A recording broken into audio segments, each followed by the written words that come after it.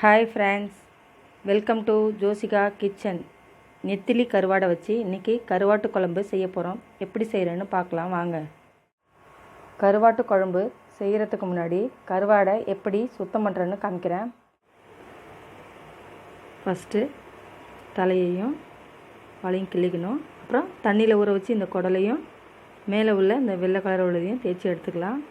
First ட்ரையாக இருக்கும்போது தலையும் வாழையும் மட்டும் கிள்ளி போட்டுக்கிறேன். இதே மாதிரி எல்லா கருவாடையும் சுத்தம் பண்ணிக்கிறேன். எல்லா கருவாட்டிலையும் தலையும் வாழையும் கிள்ளி வச்சுருக்கேன். ஏற்கனவே கருவாட்டை தலையும் வாழையும் நம்ம கிள்ளி வச்சுருந்தோம். இப்போ சுடு தண்ணியை அதில் ஊற்றிக்கிட்டு ஆறணும். அதில் உள்ள குடல் மேலே உள்ள செதில் எல்லாத்தையும் எடுத்துக்கலாம். கருவாட்டு குழம்பு செய்கிறதுக்கு ஒரு மண் சட்டி எடுத்துருக்கேன். மண் சட்டியில் செஞ்சால் டேஸ்ட்டாக இருக்கும். இது ஹீட் ஆகிட்டு ஆயில் ஊற்றிக்கிறேன். ஆயில் கொஞ்சம் நிறையவே ஊற்றிங்க. ஆயில் ஹீட் ஆகட்டும். ஆயில் ஹீட் ஆகிட்டு நான் வடகம் சேர்த்துக்கிறேன். வடகம் இல்லைன்னா நீங்கள் ஜீரகம் வெந்தயம் சேர்த்துக்கலாம்.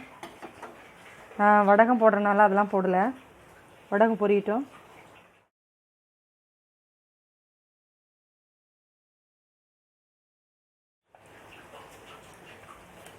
வடகம் வெடிச்சிட்டு சின்ன வெங்காயம், பூண்டு, கருவேப்பிலையை சேர்த்துக்கிறேன். கொஞ்சமாக சால்ட் சேர்த்து நல்லா வதக்கிக்கிறேன். வதங்கட்டும். வெங்காயமும் பூண்டும் வதங்குற நேரத்தில் நம்ம கருவாடை க்ளீன் பண்ணிக்கலாம். கருவாடை சுத்தம் பண்ணிக்கிறேன். இதில் உள்ள சதப்பகுதியில் உள்ள குடலை எடுத்துகிட்டு இங்கே ஒயிட்டாக இருக்கிறத லைட்டாக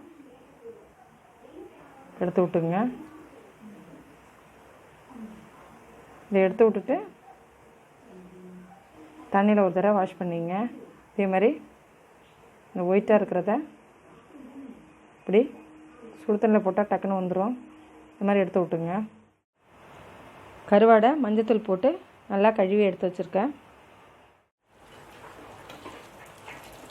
வெங்காயம் இந்த அளவு வதங்கினா போதும். இப்போ கட் பண்ணி வச்சுருக்க தக்காளியை சேர்த்துக்கிறேன்.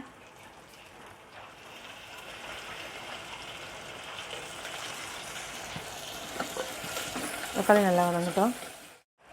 தக்காளி வதங்கிட்டு கட் பண்ணி வச்சுருக்க முருங்கைக்காயையும் கத்திரிக்காயையும் சேர்த்துருக்கேன். உங்களுக்கு என்ன காய்கறி பிடிக்குமோ அதை சேர்த்துங்க. இல்லை வெறும் கருவாடை மட்டும் போதும்னா அதோட விட்டுருங்க. நான் முருங்கைக்காயும் கத்திரிக்காயும் கட் பண்ணி வச்சுருக்கேன், அதை சேர்த்துக்கிறேன். இது எண்ணெயிலே வதக்கிட்டு போட்டால் கொஞ்சம் டேஸ்ட்டாக இருக்கும். இது எண்ணெயிலே நல்லா வதக்கணும். கத்திரிக்காய் முருங்கைக்காய் எண்ணெயில் வதங்கிட்டு இப்போ குழம்பு மிளகாத்தூள் ஒரு 3 ஸ்பூன் சேர்த்துக்கிறேன். நீங்கள் தனித்தனியாக வச்சுருந்தீங்கன்னா மல்லித்தூள், மிளகாத்தூள், மஞ்சத்தூள் தனியாக சேர்த்துங்க. 3 ஸ்பூன் சேர்த்துருக்கேன். நல்லா மிக்ஸ் பண்ணிக்கிறேன்.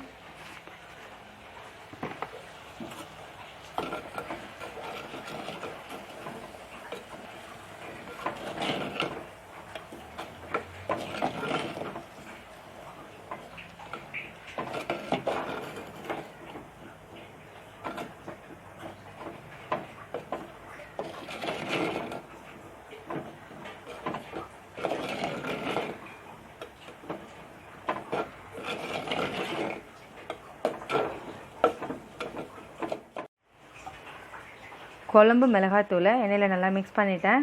இப்போ புளி கரைசலை சேர்த்துக்கிறேன்.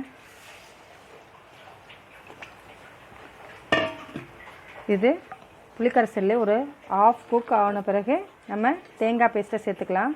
மூடி போட்டு வேக வைக்கிறேன்.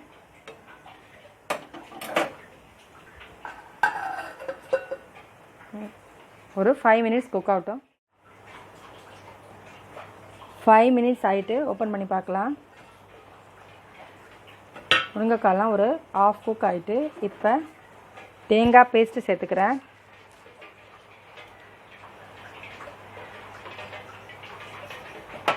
உப்பு சேர்த்துக்கிறேன் தேவையான அளவு. கருவாட்டிலே உப்பு இருக்கும், அதனால் பார்த்து சேர்த்துங்க உப்பு. உப்பு சேர்த்துட்டு மிக்ஸ் பண்ணிவிட்டு மூடி போட்டு ஒரு 5 மினிட்ஸ் குக் ஆகட்டும். 5 மினிட்ஸ் ஆகிட்டு ஓப்பன் பண்ணி பார்க்கலாம். குழம்பு நல்லா சுண்டி வந்திருக்கு. இந்த ஸ்டேஜில் நம்ம கருவாடை சேர்த்துருக்கேன்.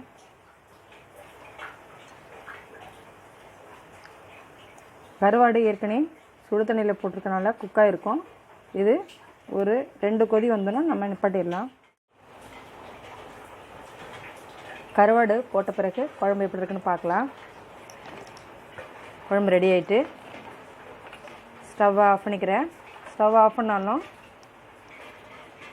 மண் சட்டி கொதிச்சுக்கிட்டே தான் இருக்கும். ஸ்டவ் ஆஃப் பண்ணிட்டேன். குழம்பு ரெடி ஆகிட்டு ஏற்கனவே நம்ம சேனலில் விறகடுப்பில் மண் சட்டியில் மீன் குழம்பு வச்சுருக்கோம். அதோட லிங்க்கை கீழே டிஸ்கிரிப்ஷன் பாக்ஸில் கொடுக்குறேன், தேவைன்னா பார்த்துங்க. சுவையான கருவாட்டு குழம்பு ரெடி. இந்த வீடியோ உங்களுக்கு பிடிச்சிருந்தா லைக் பண்ணுங்கள், ஷேர் பண்ணுங்கள், கமெண்ட் பண்ணுங்கள், சப்ஸ்கிரைப் பண்ணுங்கள். மறக்காமல் பக்கத்தில் இருக்க பெல் ஐக்கானை கிளிக் பண்ணுங்கள். நன்றி.